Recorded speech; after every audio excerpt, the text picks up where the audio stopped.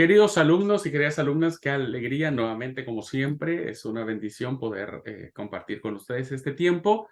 Gracias a Dios porque nos permite estar juntos en nuestra clase de literatura del Nuevo Testamento, especialmente en este maravillosísimo libro que es el libro de Apocalipsis, un libro de fe, de esperanza, eh, de, de recordar, ¿no? Que esta era presente va a terminar en algún momento y que vendrá una nueva era, un nuevo tiempo, una nueva vida, ¿no? Y eso, la verdad es que es maravilloso. Así que bueno, vamos a continuar analizando algunos de los puntos. No agotamos todo lo que tiene que ver con el Apocalipsis, pero bueno, ustedes están teniendo el material suficiente para investigar. Yo voy a estar subiendo, me he olvidado subir lo que habíamos visto de Alejandro Díez Macho, que son los libros apócrifos, bueno, para que lo tengan ustedes en su biblioteca. Voy a subir otros libros muy buenos que tienen que ver con comentarios sobre el libro Apocalipsis, que les van a servir a ustedes para efecto de su trabajo de investigación.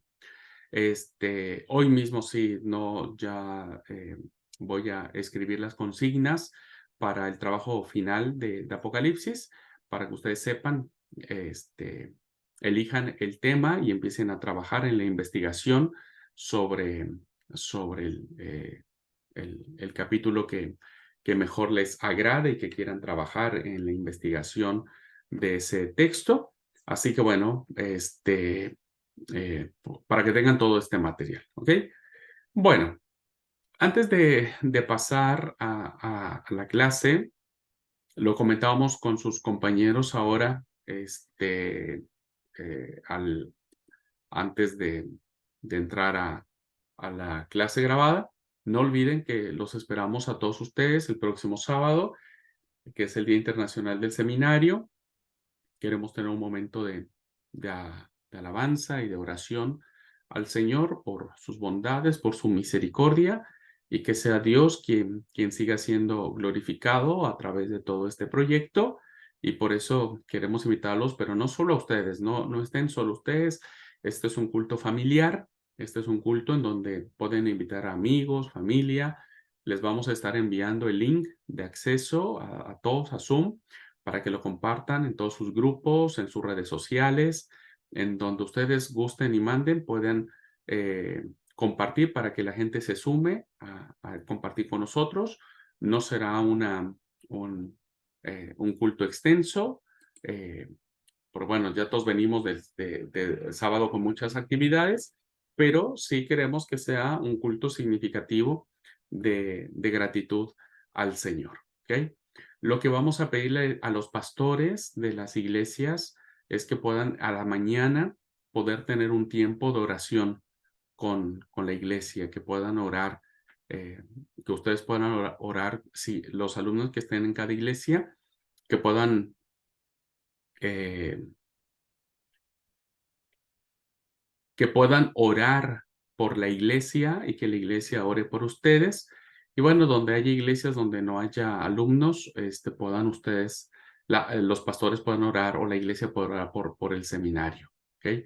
Así es que bueno, eh, yo voy a recién enviar la nota a los pastores para que tengan pendiente eso y ustedes jueves o viernes recuérdenle al pastor para que puedan tener ese tiempo de oración dentro del programa de la mañana en sus cultos, los que se reúnen a la mañana, los que se reúnen a la tarde, pues a la tarde, para que puedan orar por el seminario, ¿ok? Así es que bueno, pues están todos cordialmente invitados, toda la iglesia puedan sumarse a nuestro culto del Sebaí.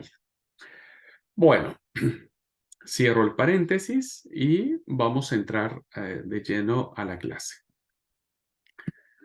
Bueno, hemos estado analizando algunas de las características que tienen que ver con esta fascinante literatura. Y digo fascinante porque lo es en sí misma.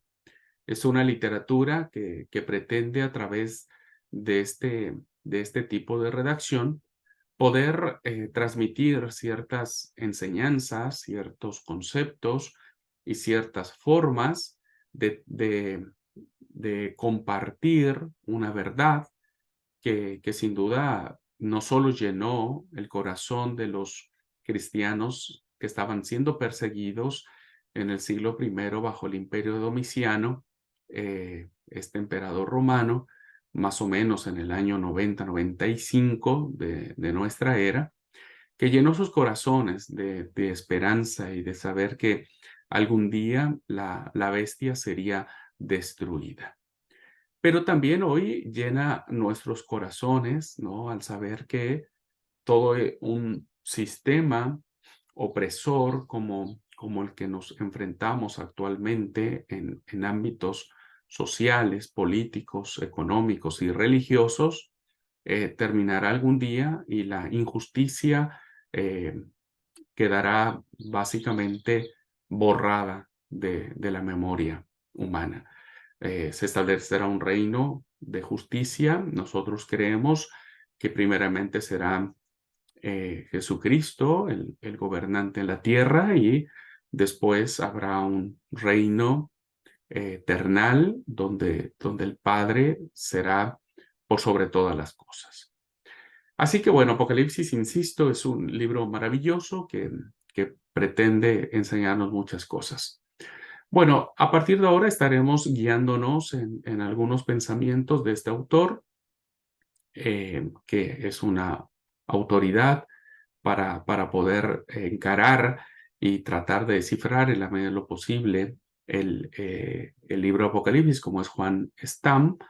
Ya quienes han empezado a leer el libro, quienes por curiosidad han empezado a analizar algunos pasajes del Apocalipsis que les causa, eh, este, digamos, curiosidad de saber qué significa tal o cual cosa, bueno, podrán ir entendiendo que este comentarista, sí, comentarista bíblico de alto renombre, nos plantea pistas muy interesantes de acercamiento a un entendimiento más primitivo, diríamos, de cómo lo escribió Juan de Patmos y cómo lo entendieron sus oyentes, ¿no? Y cómo la voz de este Juan se escucha en un contexto eclesial, ¿no? En un contexto de iglesia y que evidentemente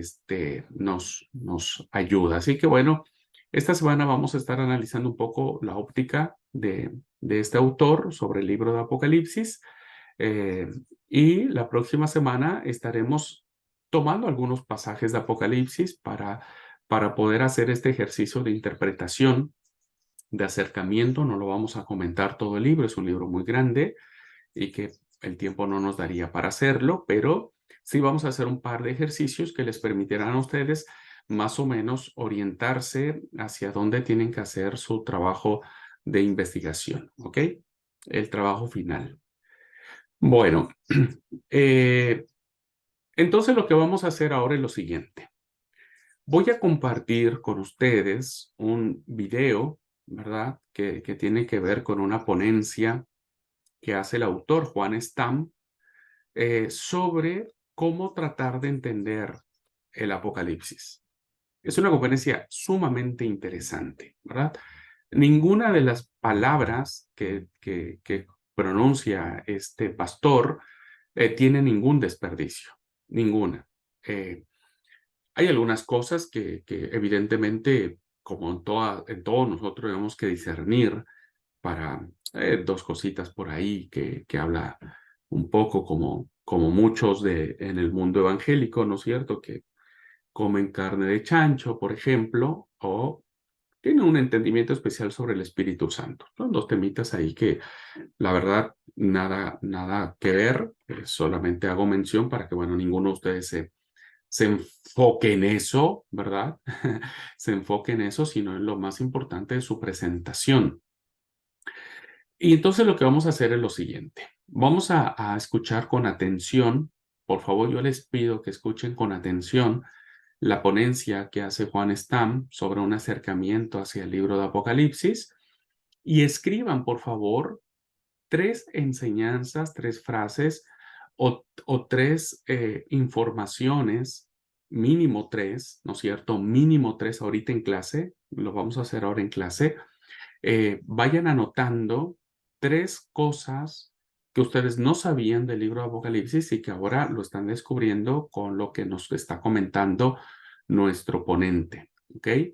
Y después del receso vamos a comentarlas, ¿verdad? Vamos a comentar esas 3 cosas, mínimo 3, insisto, que ustedes van a rescatar, ¿ok? Por eso les digo que pongan mucha atención a la ponencia y que la verdad la disfruten. Es un deleite escuchar un montón de cosas buenísimas, ¿no es cierto? Es la verdad un deleite escuchar a personas con un nivel de preparación y de humildad sobre todo impresionante como lo fue el pastor Juan Stam.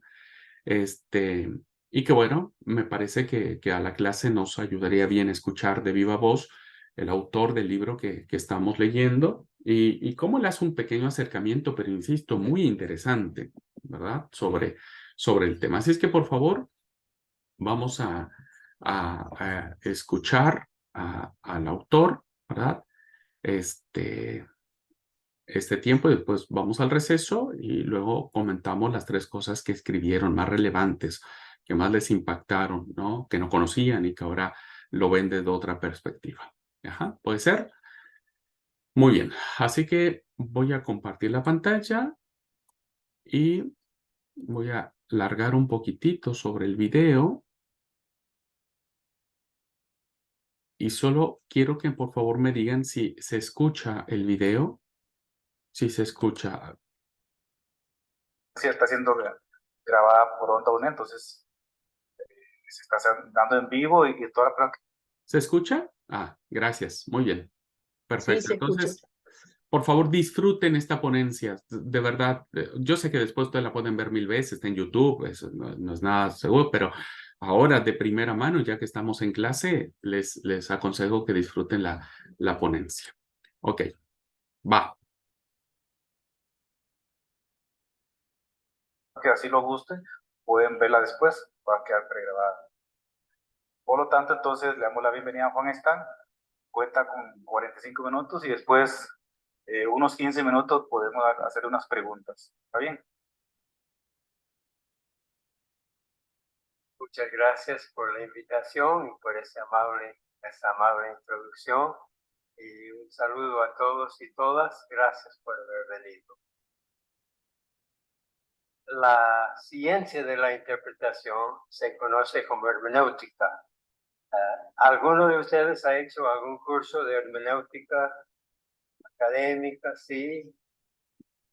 Sí. Bueno. Muy bien. La hermenéutica es la ciencia de la interpretación responsable y fiel y tiene 2 facetas. Una es la exégesis. La exégesis es el estudio de un texto antiguo, en este caso, para entrar en su sentido, ¿verdad? Y sacar ese sentido. La exégesis es la búsqueda de la mejor interpretación posible de un texto. La hermenéutica tiene 2 aspectos. Por un lado, es la actualización del mensaje que se ha encontrado en la exégesis. Del contexto antiguo lo traduce al contexto moderno. Pero también la hermenéutica es la teoría y la ciencia de la interpretación. ¿Cómo interpretar bien? Es la pregunta hermenéutica. Pero también el puente a la actualidad. Ahora, varios términos nos van a guiar esta noche. En primer lugar, la criticidad. A mí me preocupa que en la mayoría de las iglesias, en mi caso de las iglesias evangélicas, se prohíbe la criticidad. Es un pecado cuestionar y eso no es bíblico. San Pablo dice examinarlo todo, decide qué es bueno y qué no es bueno, retener lo bueno. Dice también en otro pasaje que todos juzguen. no juzguéis para que no seáis juzgados, se refiere al juzgamiento, al juicio del fariseo, de la actitud santurón y más piadoso que vos, y condena lo que él mismo, ella misma no practica. Pero la criticidad es necesario. Ahora, con esa aclaración, vamos al primer tema, que es la doble contextualización. La exégesis tiene que contextualizar el texto en su contexto original.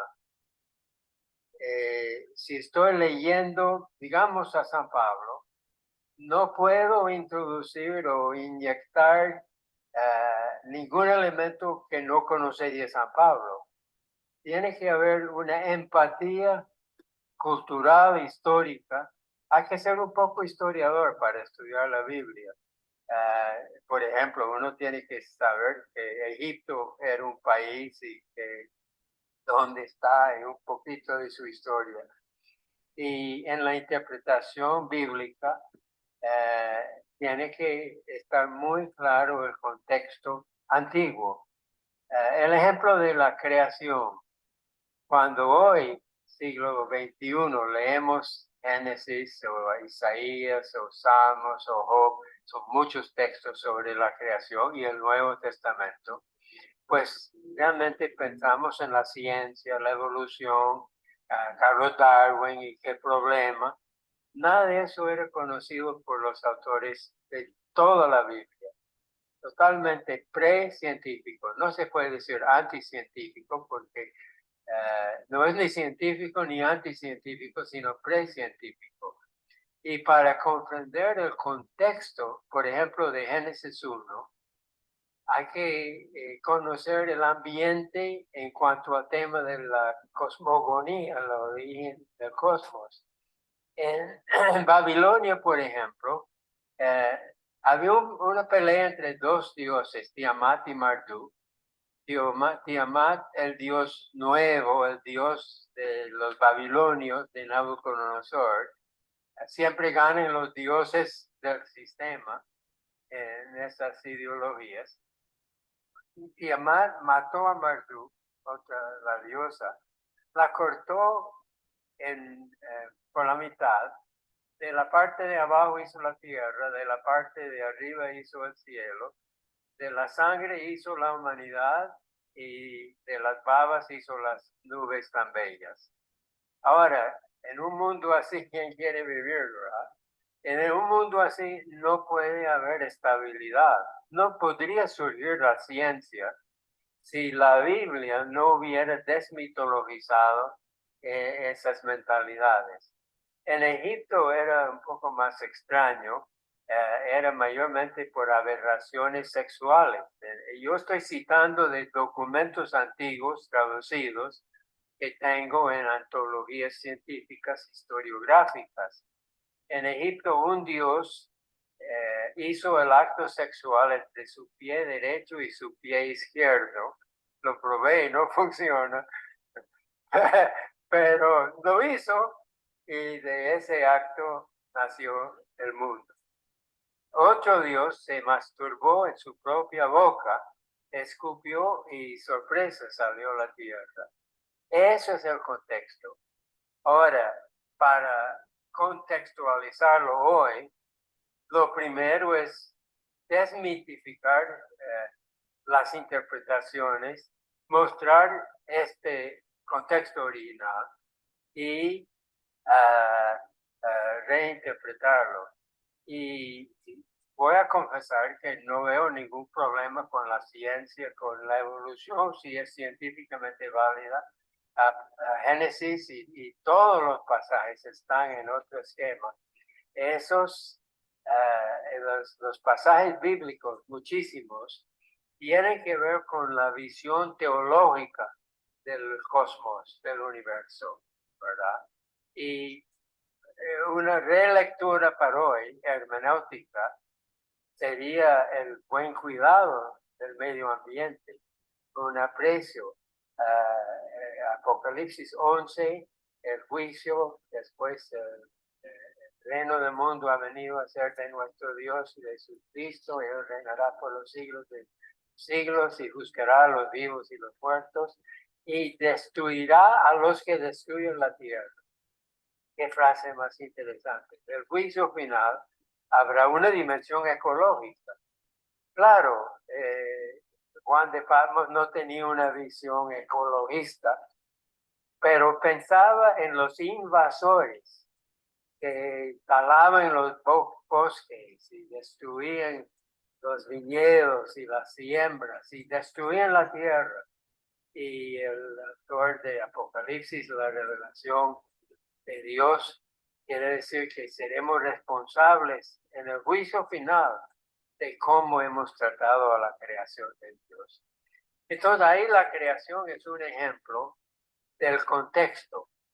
En Génesis 1 es una respuesta directa a la mitología de Babilonia.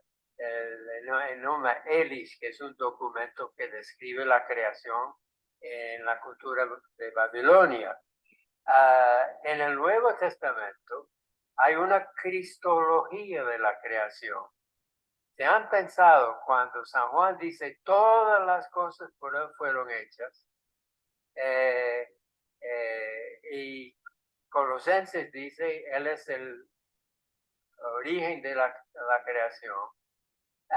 Se está hablando de alguien que murió hacía unos 40, 50 años.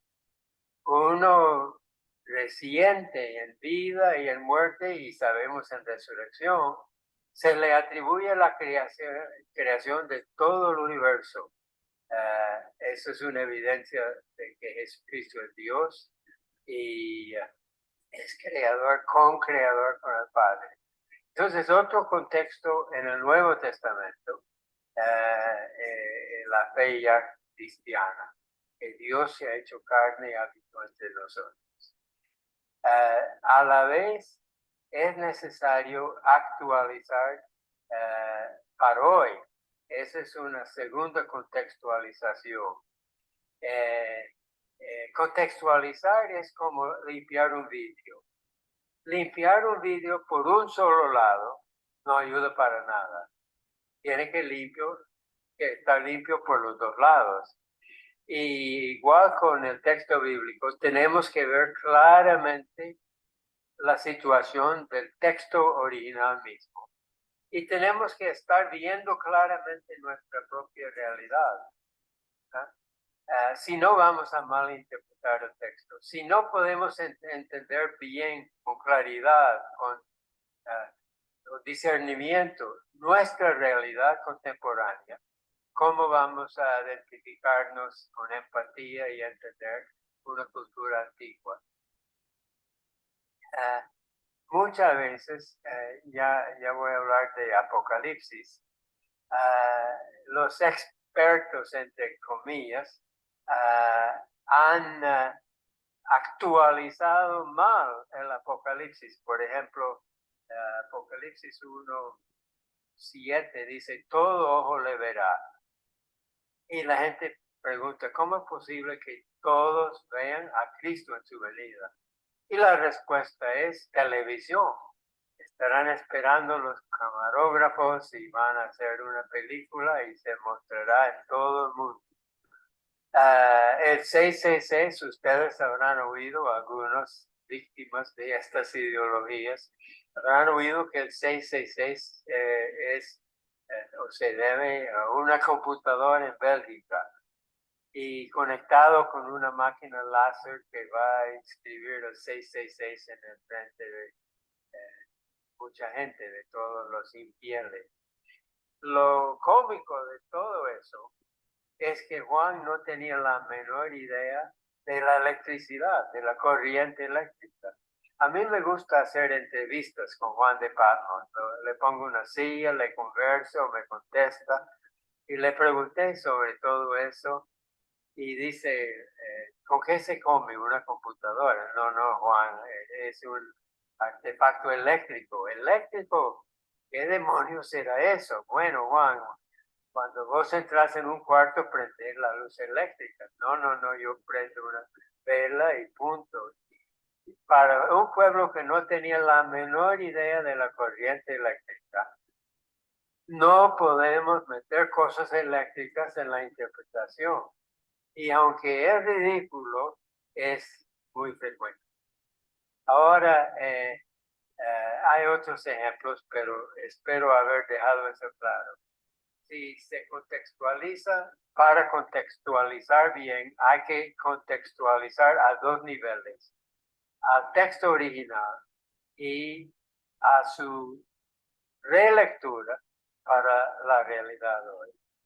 Otro aspecto que quiero mencionar es el aspecto del género literario. Esto es muy importante y tal vez lo habrán estudiado o se dan cuenta intuitivamente, pero son inteligentes, pero vale la pena mencionarlo. La Biblia tiene muchos géneros literarios, muchos tipos de escritos, y cada tipo debe leerse a su propia manera. A veces para ilustrar esto llevo la guía telefónica. Eso es un género literario, alfabético. Nadie va a comenzar con los A y leer y leer y ir leyendo y llegar hasta los celedón al final con la Z y buscarle un trama ahí, un desarrollo dramático. No, es un guía telefónico, un diccionario. Nadie va a comenzar con, no sería sensato, me parece, comenzar con la palabra, la primera palabra bajo la A, y leer, buscando algún mensaje. Ese género literario es estrictamente alfabético, igualmente una concordancia de la Biblia. Lo leo de esa manera, pero un libro de química es un libro científico. Lo leo distinto a un libro de poesía romántica. Cada género debe leerse, cada libro debe leerse según su género. Y hay un detalle en esto. La mayor parte de los libros proféticos del Antiguo Testamento, de las escrituras hebreas, la mayor parte es verso, es poesía.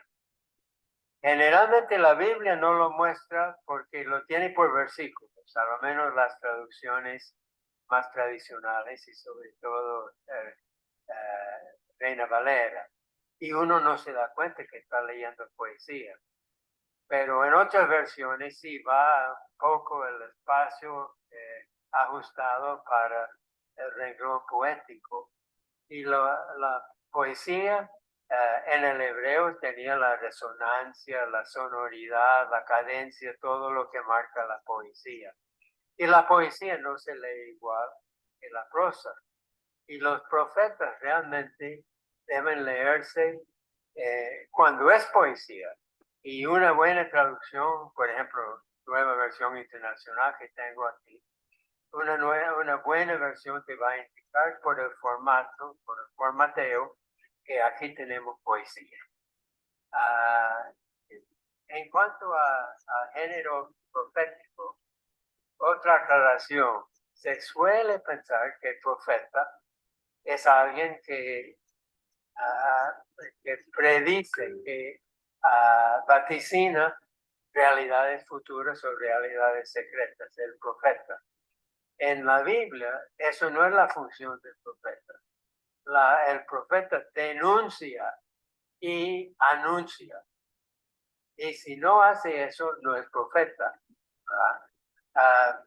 ¿Conocen un libro, La lectura eficaz de la Biblia?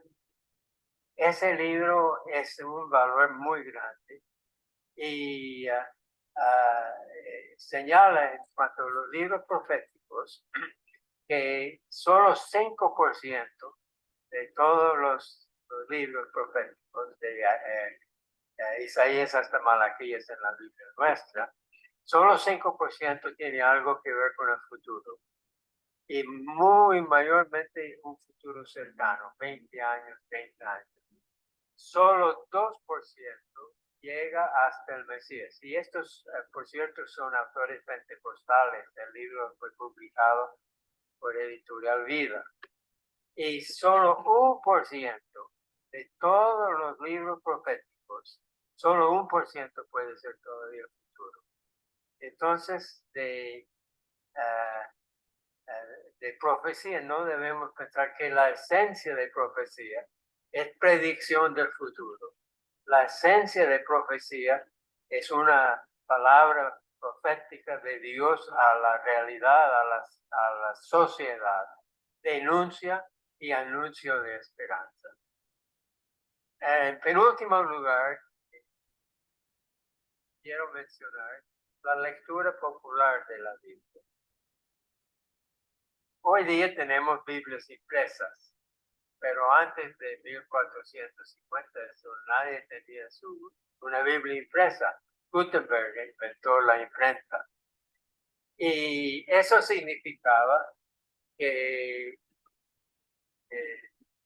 tal vez una sinagoga tendría una copia, pero sería demasiado costoso y difícil.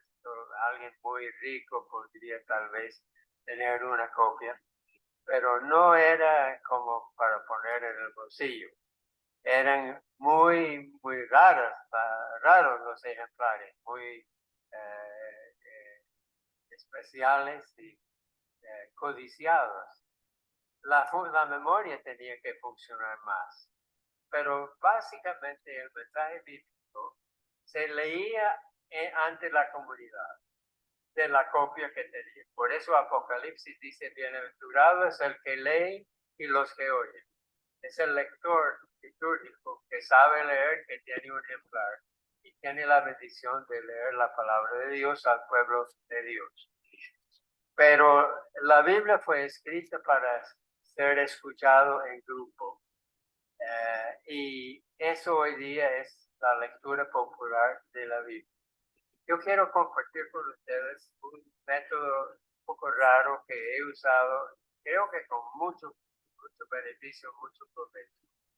Y lo llamo bajo dos términos, bombardeo y restauración.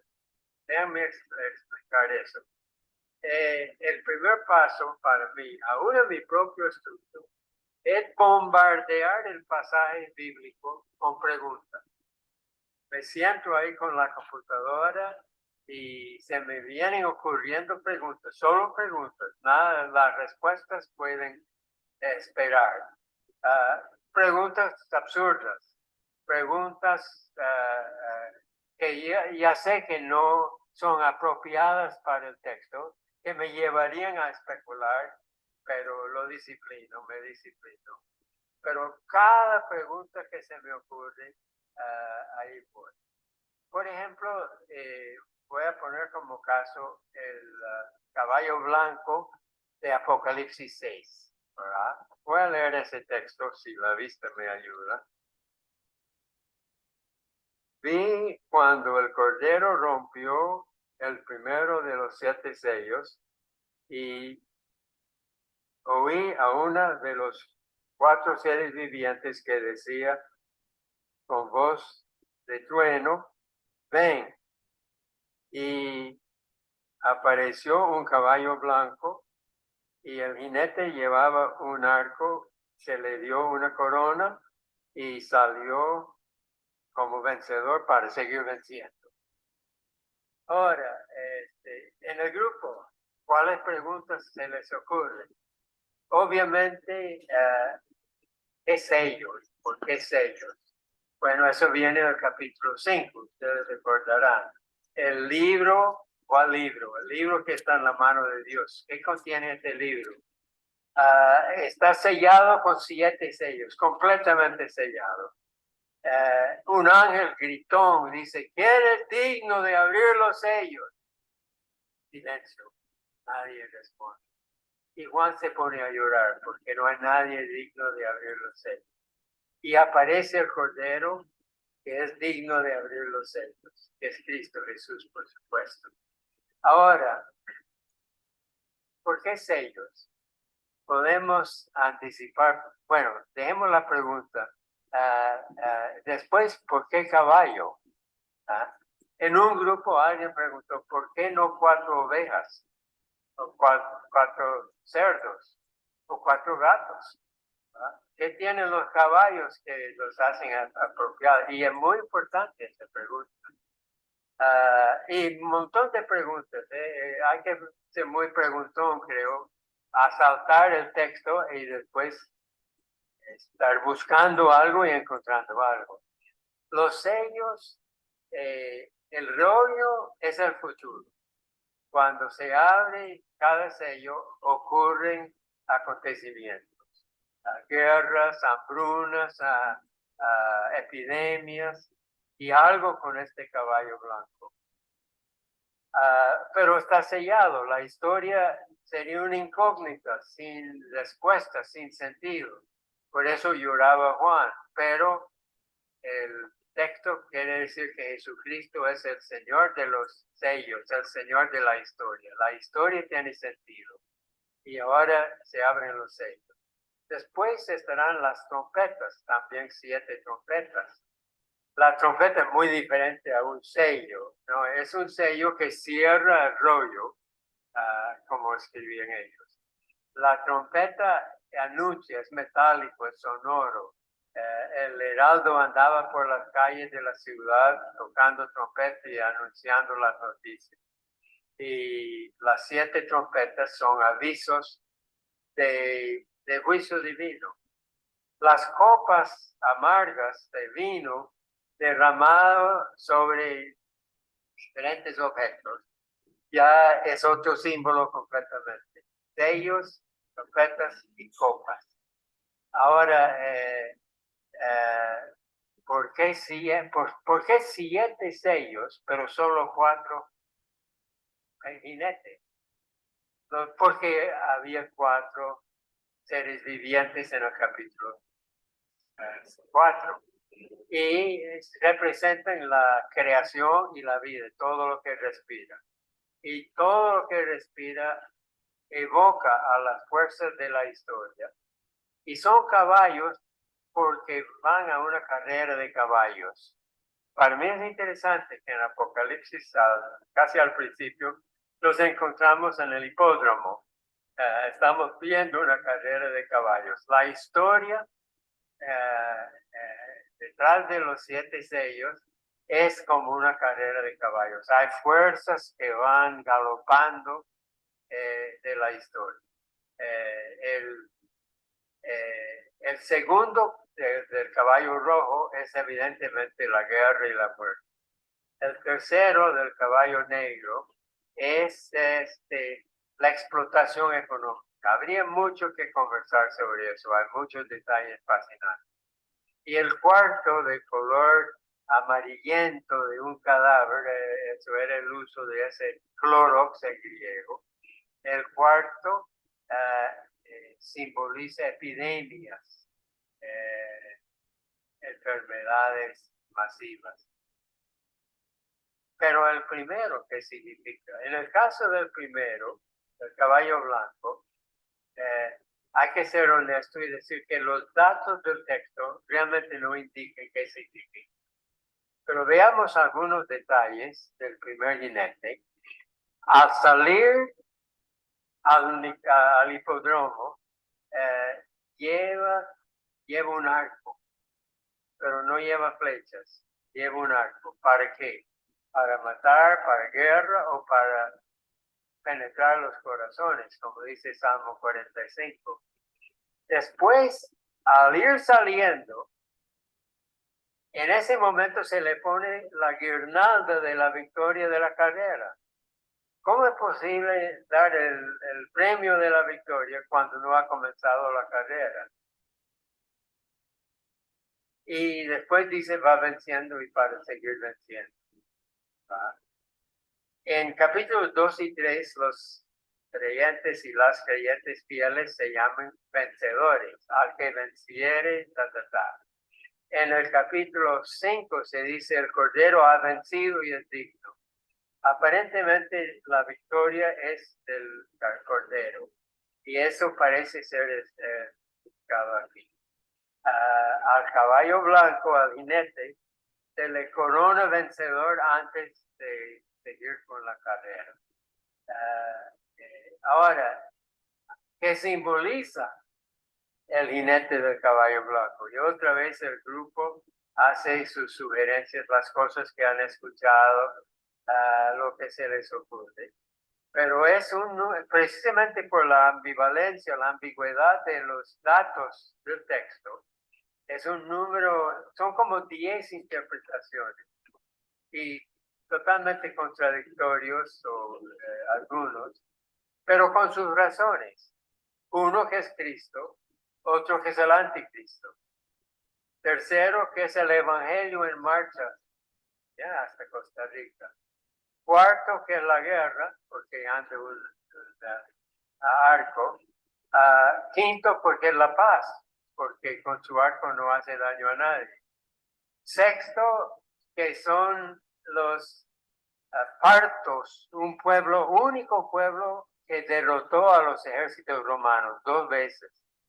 Y sus soldados andaban en caballos blancos y tirando flechas.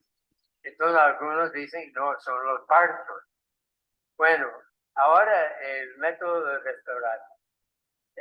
Esto es un poco gráfico para que el pueblo lo entienda y aprenda la disciplina. En el restaurante yo voy y me dan un menú. Es un inventario, una lista de posibilidades. Así lo que les he dicho ahora del jinete blanco es como un menú de 7, hay más posibles interpretaciones. Queremos encontrar la más probable, aunque no hay seguridad definitiva. Y después, ¿qué hago en el restaurante? Aquí está el menú. Yo me confundo con los menús, sobre todo tan grandes, cómo escoger. Pero voy analizando cada opción a favor y en contra. Digamos, costilla de cerdo es lo más rico, lo más sabroso, maravilloso, pero colesterol. Pero a favor y en contra. Después, beef steak. También rico, pero es carne rojo, hay que pensarlo. Después, pollo, pero anoche cené con pollo, no quiero pollo. Después, pescado, bueno, no me dan ganas. Entonces, de pastas, voy a optar por lasaña. Ese proceso, ¿verdad? De ver las opciones, pro y contra de cada opción, no en un enredo tan complicado, pero como les parece, y mejor en grupo, y una decisión, voy a pedir lasaña, y después lo pido y me lo como, y se convierte en energía y fuerza. Ahora, para dar los ejemplos, y con un grupo en la Ceiba, Honduras, una de las primeras veces que hice esto, hicimos el menú para el caballo blanco y uno dijo lo que se oye, que el jinete del caballo blanco representa a las Naciones Unidas con un gran edificio blanco en Nueva York. ¿Se acuerdan? ¿Han oído eso? Bueno, dichosos si se han salvado. Pero eso es una de las interpretaciones. Como del negro es petróleo crudo, etc. Entonces, ponemos eso también, sería el octavo, las Naciones Unidas. Entonces pido al grupo, pregunto al grupo, ¿cuál les parece la mejor opción? Inmediatamente uno levanta la mano y dice, las Naciones Unidas, que es la peor, ¿verdad? No es ni opción, pero es prejuicio ideológico. Ahora, hacemos una cosa, calificamos las opciones de 1 a 10 o A, B, C, D, E, según el sistema de cada país. Y después vamos a opciones un poco más serias y factibles, que sea Jesús mismo. Sería lógico, es el vencedor, ya dice que ha vencido. Pero hay un problema de escenario dramático, porque el segundo caballo, Jesús también rompe el sello, entonces no se ha ido en el primer caballo. Y hay varias razones en contra. Probablemente Preferentemente no es Jesús. Entonces, si no es Cristo, debe ser el anticristo. Pero otra vez, en primer lugar, el anticristo no aparece en ningún lugar en Apocalipsis. Está la bestia con 7 cabezas, y las 7 cabezas son 7 montes. Y la pregunta para el bombardeo: ¿cuáles 7 montes? ¿Por qué 7 montes? ¿Qué animal que anda con 7 montes en su jupa? ¿O 7 reyes ahí caminando? En Roma, la ciudad de Roma. Se llama 7 montes. Fue para 7 montes, fue para Roma. Y yo estoy convencido realmente, con mucha seguridad, que el tema del Imperio Romano es definitivo en el Apocalipsis. Entonces, el anticristo no es igual que la bestia. El anticristo no tiene 7 cabezas. El anticristo no es una ciudad. Lo único que dice la Biblia del anticristo es en 1 de Juan 2, creo que 2 o 3 veces, y en 2 de Juan. Y el anticristo no cree que Jesús ha venido en la carne. ¿Qué es eso? Antes nadie había hablado, no hay ningún texto, ninguna evidencia del anticristo hasta las epístolas de Juan. Y después, hasta más o menos el año 180, el anticristo no cree en la humanidad de Jesús. Como muchos protestantes también, yo creo. Ese fue la herejía del anticristo.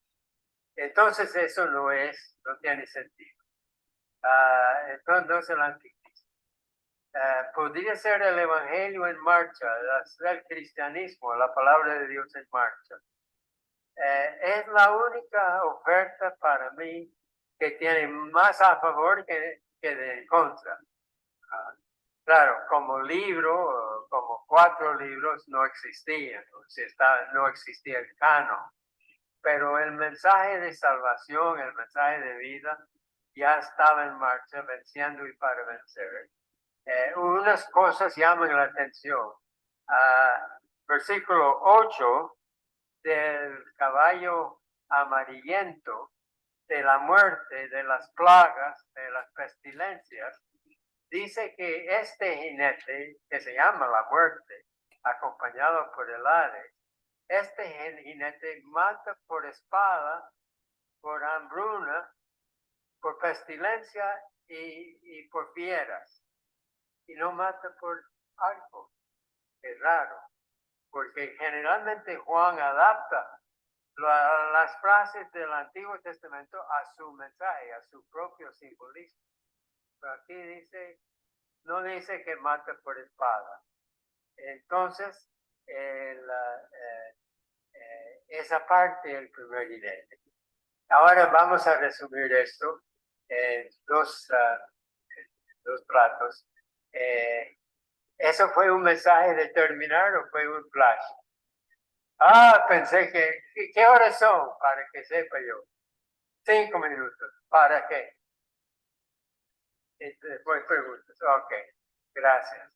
A fin de cuentas, con una nota de 80, diría yo, creo que la mejor interpretación es la iglesia en marcha, el evangelio en marcha, ¿verdad? Entonces, llegamos a una conclusión y nos comprometemos con esa conclusión. El último punto que he querido mencionar, este es un cursillo muy resumido, es el círculo hermenéutico. ¿Han oído del círculo hermenéutico? Muchos hermeneutas son astronautas que van en círculo, pero aquí es un círculo dinámico del texto a la sospecha, a la acción, a la praxis, a nueva sospecha, a nueva interpretación, así. Por ejemplo, vamos a decir que a lo mejor yo fui un conservador que creía que ese versículo, los pobres siempre tenéis entre vosotros, ¿verdad? En el español clásico de Reina Valera. Entonces, tranquilo, siempre Jesús predijo, si no hubiera pobres, falló Jesús. Entonces, con esa interpretación bíblica, yo, ¿cómo voy a ayudar a los pobres si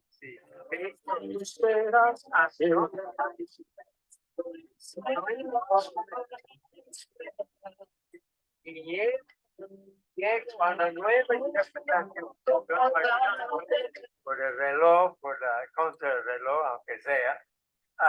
Ese versículo es de Deuteronomio 15, donde habla de cancelar.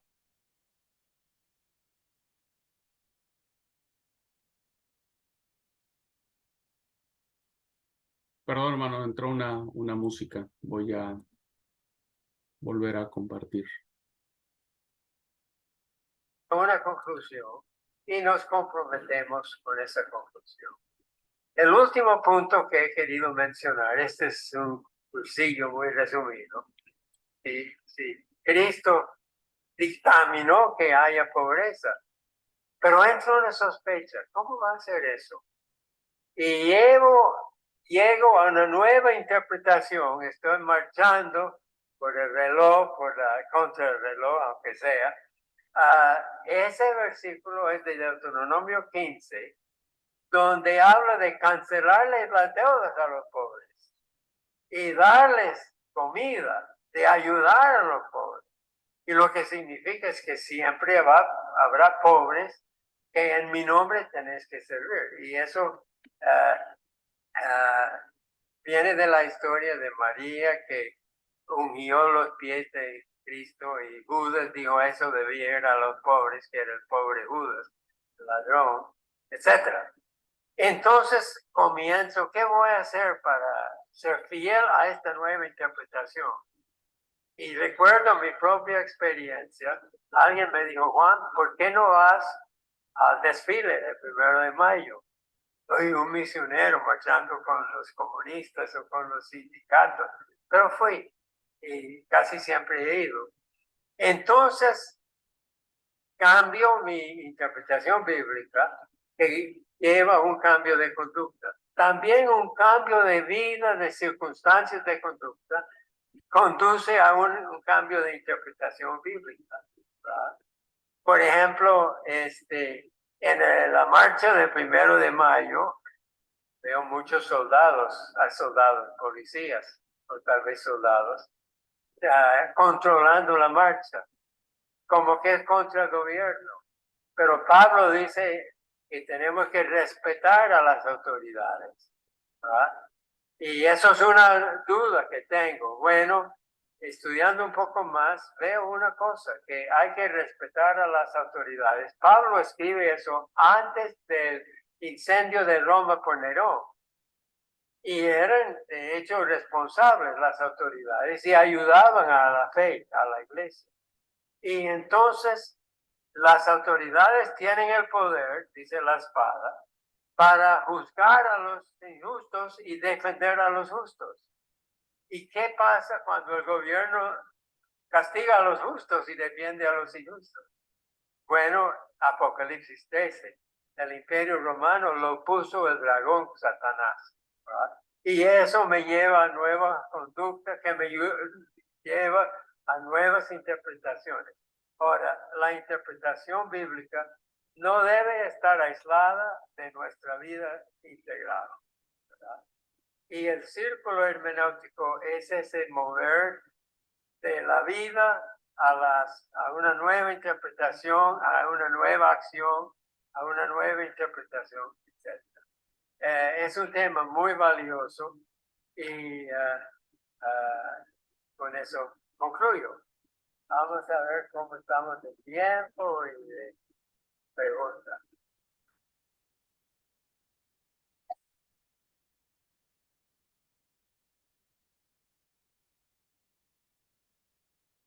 Está quedando grabado, entonces vamos a poner el micrófono para la prosperidad.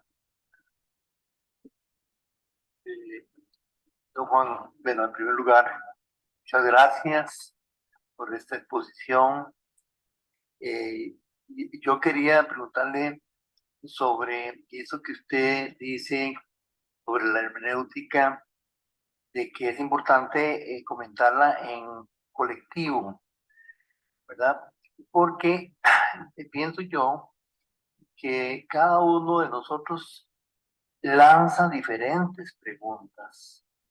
O sea, y veámoslo en la diversidad que vivimos, Costa Rica o cualquier país, una pregunta de una mujer, ¿verdad? Va a ser diferente a la de un hombre. O si vemos en razas, un negro, un hindú, depende de la cultura, de la religión, etcétera. Entonces, generalmente creemos que interpretamos la Biblia y tenemos la verdad, y yo creo que no. Es decir, la verdad surge como en el consenso o en el acercamiento de diversas interpretaciones. Me gustaría que comentara esto.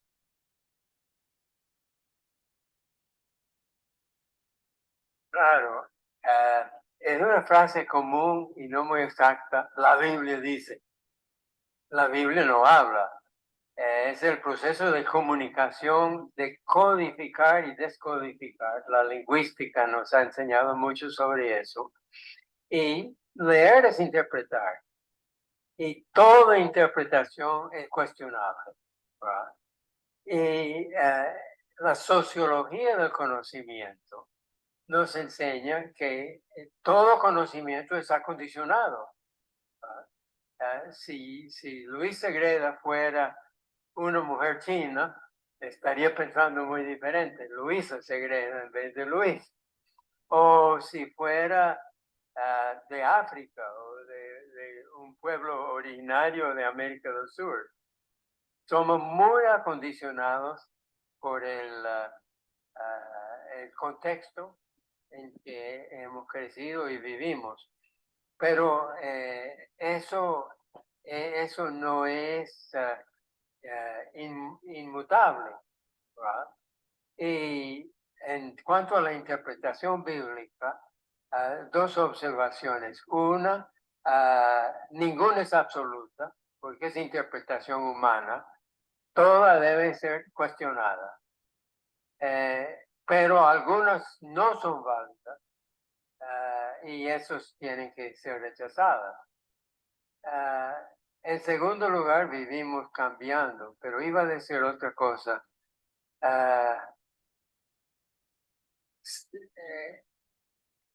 Bueno, eso.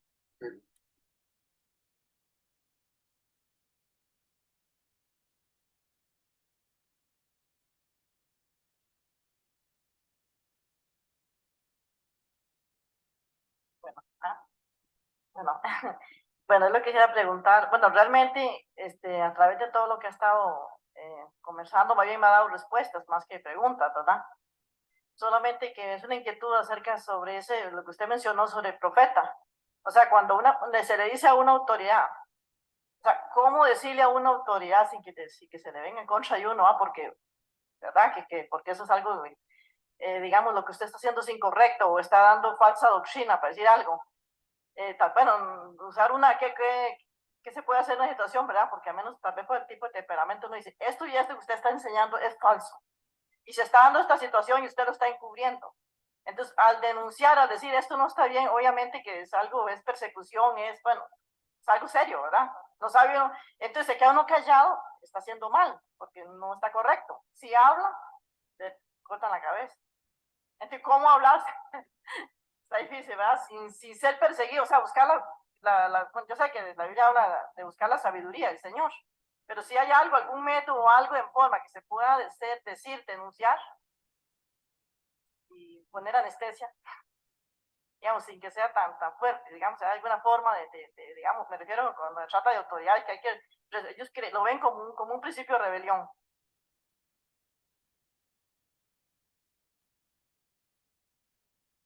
Ahora me acuerdo del segundo punto para Luis. Esas son las chaques de viejo, ¿verdad? todos los documentos bíblicos tienen por lo menos 2000 años. Y en primer lugar, depende de la traducción. Les recomiendo utilizar varias traducciones para cotejar uno con otro o aprender el griego y el hebreo. Pero también con esos 2000 años se han perdido pistas claves de interpretación o hay información histórica realmente pertinente a una buena interpretación. Para eso sirven los profesores y los historiadores y los lingüistas, pero no son ellos los intérpretes, son siervos de ustedes, los y las intérpretes. Pero hace falta el experto, si no es un caos sin orientación. Pero el experto no es el mejor término, alguien que ha estudiado y puede aclarar detalles para que todos opinen, ¿verdad? Ahora, la autoridad, queremos legítima autoridad sin autoritarismo. Y aquí yo creo que, como evangélico que soy, que la palabra final la tiene la mejor interpretación posible de las escrituras a la luz del nuevo contexto de hoy. Lutero dijo, si no se me muestran de las sagradas escrituras y de la sana razón, no retracto nada. Y a lo menos yo creo que también en la Iglesia Católica, con el admirable movimiento bíblico, la Biblia de Jerusalén, también la autoridad se gana tanto por la coherencia del pensamiento y mucho más la coherencia de la vida. Pero el autoritarismo es una enfermedad, hay que resistirlo. ¿Eso ya fue tu pregunta o no tanto? Ajá.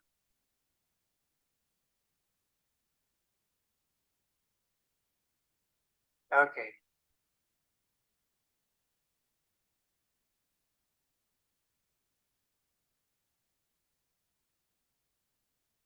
Sí, bueno, buenas noches, don Juan.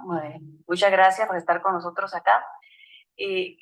Bueno, no hay duda, entiendo que hay que hacer referencia, que hay que investigar, que hay que leer, que hay que profundizar para poder llegar a una interpretación, bueno, más o menos válida, ¿verdad?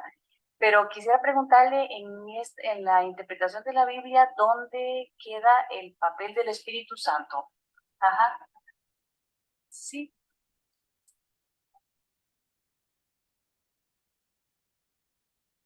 Sí, de hecho yo quería tocar el mismo tema, porque aparte de que usted habla de que hay que estar como en continua renovación, me parece que parte de esa renovación es la intimidad que tengamos con el Espíritu Santo. Entonces sí, me gustaría que tocara ese tema. Gracias, una buena pregunta. Claro, el Espíritu Santo no está en lugar del estudio. La Biblia nos manda escudriñar las escrituras, quemarnos las pestañas y analizar el texto. Pablo dice, oraré en el Espíritu y oraré con inteligencia.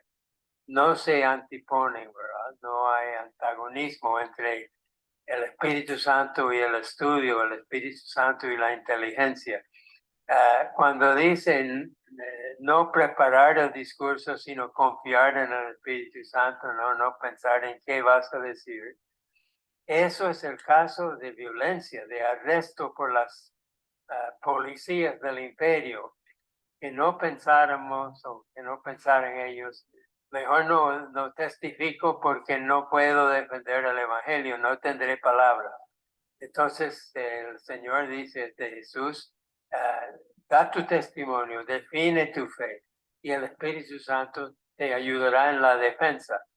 Pero no es para un estudio, una clase de la escuela dominical, por decir algo. Eso sí tiene que prepararse. La otra cosa es esta.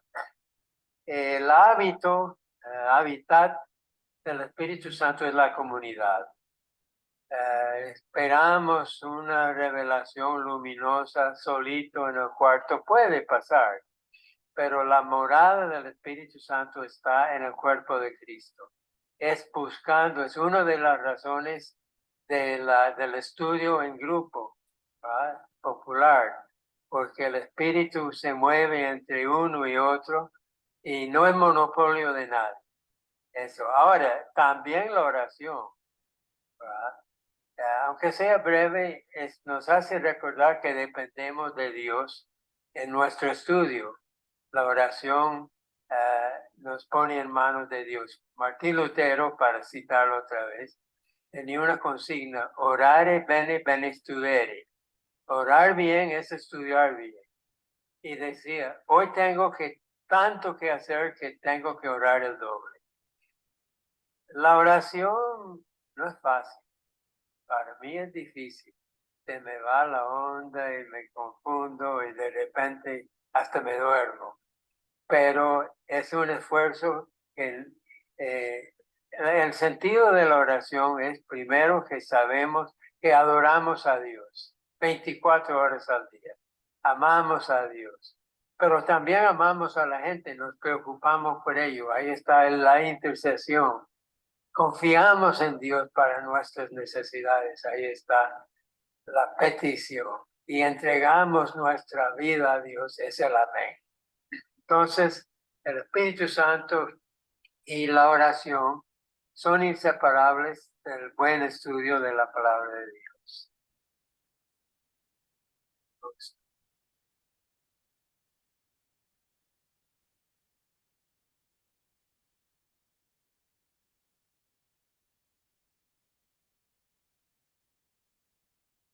Sí, gracias por todo, gracias porque cree que hay que racionalizar y criticar.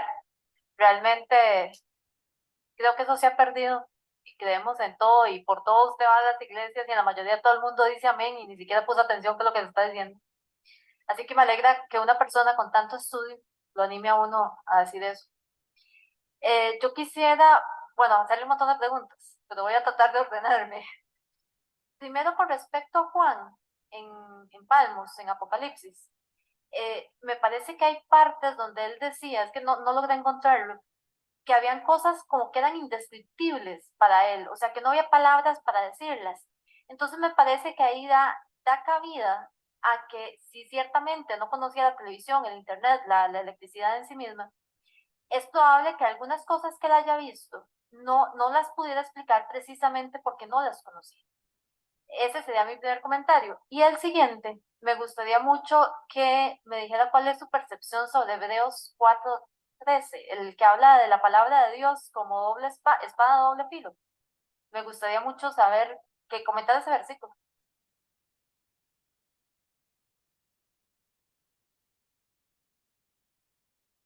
Gracias. Sobre lo primero, el prefacio, es sumamente, terriblemente peligroso que en las iglesias hoy, en muchas iglesias, no se permite la duda, no se permite la crítica, es pecado y lo denuncian, ¿verdad? Necesitamos crítica, todos somos humanos, hasta los pastores y los curas. Por eso admiramos tanto la actitud del Papa Francis ahora. Ahora,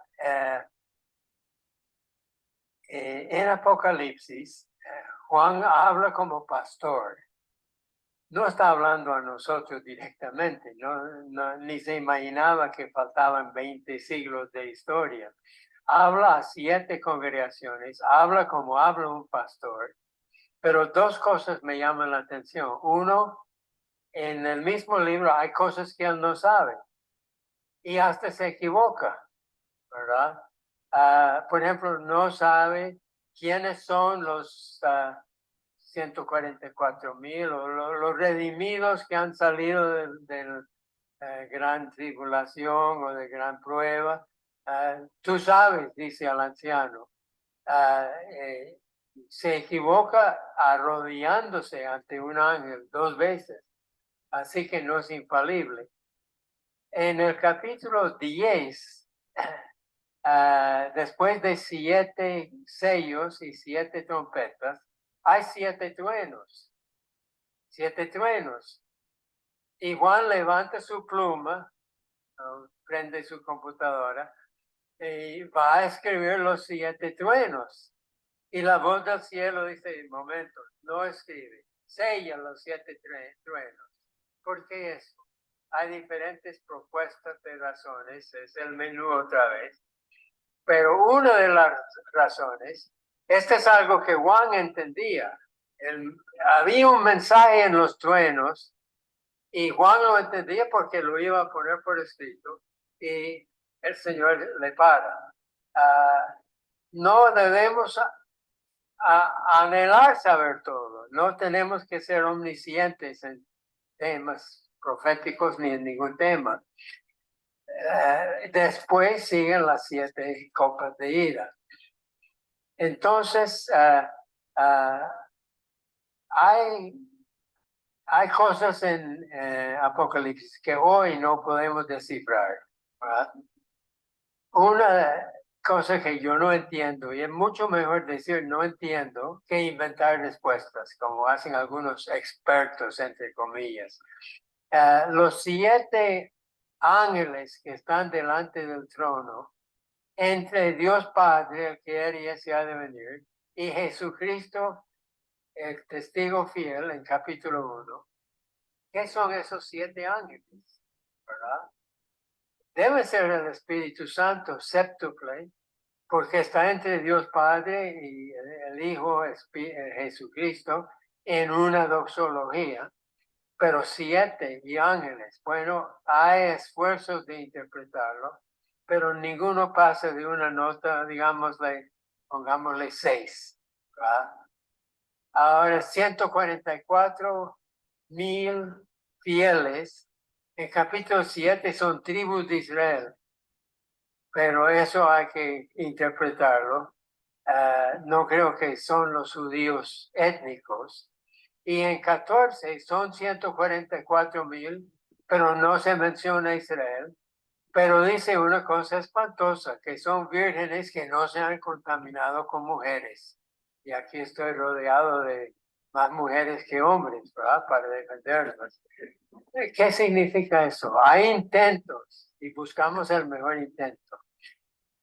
Hay otros detalles donde no manejamos las claves de interpretación, simplemente se han perdido. Yo recuerdo, llegué a un país, pregunté por un amigo y me dijeron que no había venido porque está con el 111. Y yo pensé, ¿qué será? ¿Tiene calentura de 111? ¿O está en la sala 111? ¿O que se fue en el bus 111? Y le dije al amigo, ¿qué es eso? Dice que tiene ¿cómo se llama? Asiática, ¿cómo se llama eso? La gripe asiática. Pero yo le dije, ¿y por qué? Si entonces, dice, mire usted, comienza con uno, sigue con uno y termina con uno. 111, ¿verdad? Nadie jamás ha adivinado eso. Es una clave hermenéutica. Pero hay una cosa bellísima del Apocalipsis. Aún los pasajes con detalles difíciles, el mensaje está claro. El detalle se pone al lado como la espina del pescado. El mensaje del pasaje, el bloque textual, eso lo comemos y nos alimentamos. Por ejemplo, 666, que tampoco hay una explicación de nota 10 o 90, 9. El 666 está en un pasaje donde el falso profeta utiliza todos sus recursos para destruir la fe. Hace milagros espurios, hace hablar a una estatua, que era una cosa común, se llamaban estatuas hablantes o trucos, y ordena matar a quien no adore a la bestia y trata de estrangularlos económicamente. Lo importante no es 666, Y tampoco es 666, porque no tenían dígitos ni sistema decimal. Supongo que para ellos 666 sería 18, 666. Pero lo importante es que no permite comprar ni vender. No puedo vender mi mano de obra, no puedo comprar frijoles en el mercado. Vivo de mi patio y punto, ¿verdad? Eso es estrangulación económica. Hoy día los bloqueos económicos de un cierto país poderoso realmente tienen esa característica. ¿Cómo? Hebreo, sí. La palabra de Dios es viva y eficaz y cortante. Yo creo que a la palabra de Dios la tenemos muy domesticada. Queremos mensajes de prosperidad, de felicidad, de éxito, pero ¿dónde está la espada? La palabra de Dios es viva, eficaz y cortante. Y algo que me llama la atención, ese versículo comienza con una palabra muy conocida, creo, logos. El logos tuseu es vivo y eficaz. Y termina, todas las cosas están abiertas ante los ojos de aquel a quien tenemos que dar respuesta, logos. Dios nos da su palabra y nosotros tenemos que responder con la palabra nuestra. Ahora, no es exclusivamente la Biblia, yo creo que incluye la palabra escrita, pero definitiva es la palabra encarnada, ¿verdad? Y la palabra predicada, proclamada, es el conjunto de la palabra de Dios.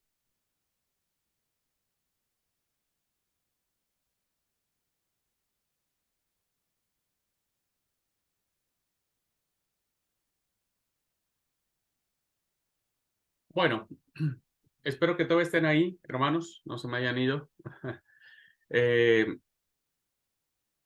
Vamos a ir al receso, si les parece, y después venimos a comentar qué les pareció la exposición, qué puntos podemos tocar, qué preguntas, si hubiéramos estado en esa ponencia, qué preguntas podríamos haberle hecho al ponente y qué información nueva recibimos a través de esta enseñanza que vimos en el video. Así que bueno, vamos a tomar el receso y volvemos a la clase.